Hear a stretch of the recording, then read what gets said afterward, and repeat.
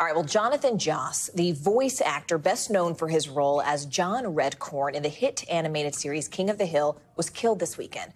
Joss was shot outside his former home in San Antonio, which had burned down earlier this year, according to his husband. Police have taken into custody a 56-year-old man, charging him with murder, but they have not yet revealed a motive. NBC News correspondent George Solis joins us now. Joss's husband, George, says that this was a homophobic attack, but police say they have no evidence to indicate that. Do we have any details about what happened here?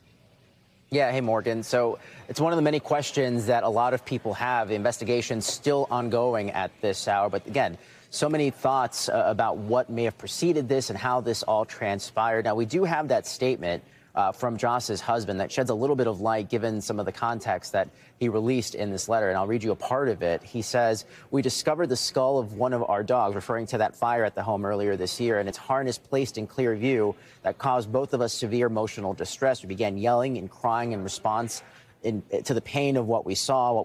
While we were doing this, a man approached us. He started yelling violent homophobic slurs at us. He then raised a gun from his lap and fired." Important to note there that Tristan Kern de Gonzalez, his husband, is saying that because he stepped in the way, because Jonathan Joss stepped in the way, he prevented him from being shot and killed. So he's crediting his husband for saving his life. But again, authorities not really speaking to that letter and saying anything to the matter of fact that this was, in fact, motivated by any other motive at this time. And you mentioned that fire, Morgan.